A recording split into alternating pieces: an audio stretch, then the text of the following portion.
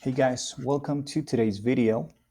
Today we're going to be talking about used to versus what and vocabulary about GPS systems. Okay, GPS systems. So first off, what is used to? Okay, or why do we use used to? Now, we can use used to talk about past states that are not true anymore. So this is something that maybe, well, not maybe, it was true before, but it's not true in the present. For example, we used to live in New York when I was a kid. Okay, so this talks about something, a state that was true before and is not true now. Okay, there didn't used to be a supermarket there. When did it open? So in here, it's telling us in that specific location, before there was no supermarket, and in the present there is one. Did you used to have a garden? So remember, so something it wasn't true or it was true in the past and it's not in the present. Okay, so maybe don't try to think of it like if it's true or not. Just remember, keep this in mind. It's for something that happened in the past and it's not true anymore. Okay, basically that's it. Please look at the structure. Used to, then the verb on base form. Used to live, used to be, used to have. So base form, okay? We can also use used to talk about past habits. What is a habit? A repeated action that don't happen anymore. I used to go swimming every Thursday when I was at school. She used to smoke, but she gave up a few years ago.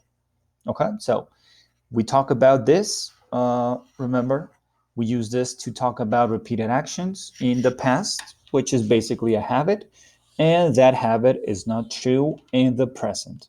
Okay, now when or why I use would. We can use would to talk about repeated past actions that don't happen anymore. So basically, it's really similar. Every Saturday, I would go on a long bike ride. My dad would read me amazing stories every night at bedtime. Would for past habits is slightly more formal than used to. It is often used in stories. So if you want to sound a little bit more formal, you can go with would. We don't normally use the negative or question form of would for past habits. Okay, we don't normally say, I don't know, um, I wouldn't used to run when I was a kid. Okay, that's not really, I mean, it's possible, yeah, but it's not really common. Note that we can't usually use would to talk about past states. Okay, so remember, what is a state? For example, the difference between a state and a habit. A state, it's something that in a way you are right now. Maybe if I say I have right now, I have short hair, I could say I used to have long hair when I was a kid, for example. That is a state. Okay, so you can also use used to, but we don't use would to talk about states. Okay, now here I have a chart. It's just basically like a summary of what I have explained. So used to versus would. For past habits and states which have changed, we used to and the base form. Positive positive sentence. I used to have long hair, but it's been short for years. So it was true before, and then it's short. Negative. We didn't used to argue so much, but at the moment it's almost every day. So the same, the situation happened or changed. And question, how did you used to drink so much beer? Okay. Now this is, we can also use this, for example, adapting to situations. Either, well, they could change or not. Be plus used to. So teachers are used to long working days. It's normal for us. Okay, this is just another use. This is just like a bonus that we have here. So basically, if you want to talk about memories of past habits, remember, not states, we use would. When we were children, my brother and I would go to the park. That's a habit. You can use would. Remember, it's going to make you sound more formal, a little more formal.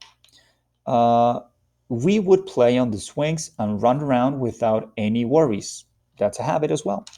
However, we cannot say, like I said, I would have long hair when I was a teenager. That's a state. We use used to. Okay? So basically, that's going to be the part of used to and would. Now, for the next part, we're going to be talking about vocabulary in the GPS system context, for example. We have the GPS, which is Global Positioning System.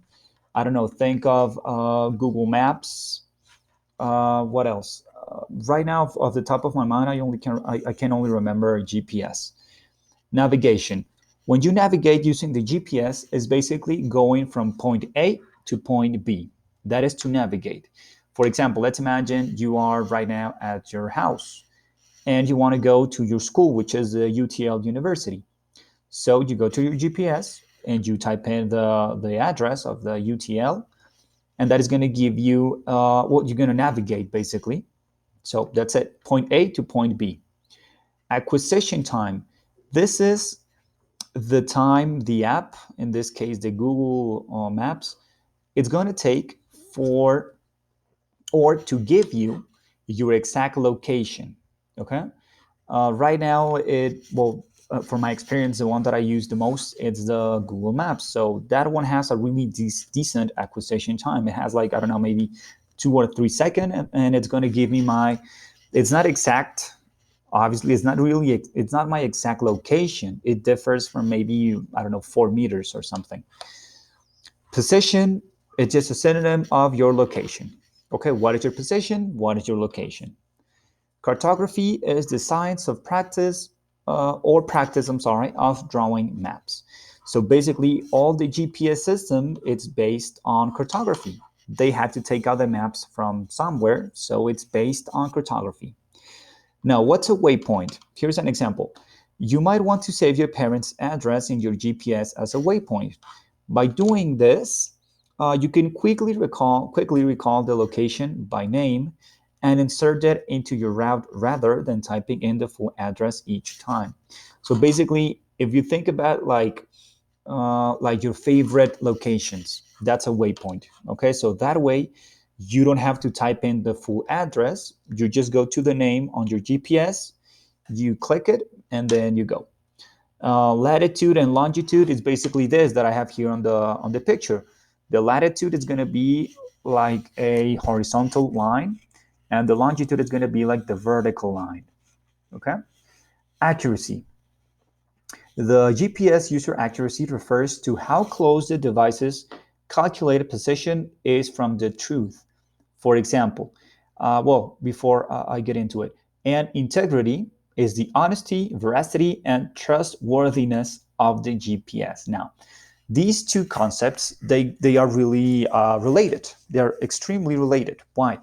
Because if you use GPS and maybe on your GPS it says, you know what, in the corner we have an OXXO, and in front of the OXXO you have a gym. So basically that is going to be the accuracy and the integrity of the GPS system. So maybe if you're driving, if you're using Waze, I think that's another GPS system. I haven't used it personally, but I'm going to use it for this example. Let's imagine I'm using Waze, the GPS system. I'm driving, and then by some reason it says in front of the UTL University, in front. If you guys remember, in front of the university, we have a bus stop, right? We have like a bus stop. So let's imagine instead of the bus stop, there's a mall, for example, a mall or a clothing store.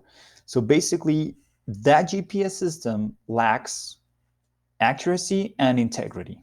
Okay? Basically, that's it. And the coordinates. What's a coordinate? Basically, the GPS coordinates are a unique identifier of a precise geographic location on the Earth, usually expressed in alphanumeric characters. So basically, here I have some coordinates, and these are the coordinates of the school, of the UTL University.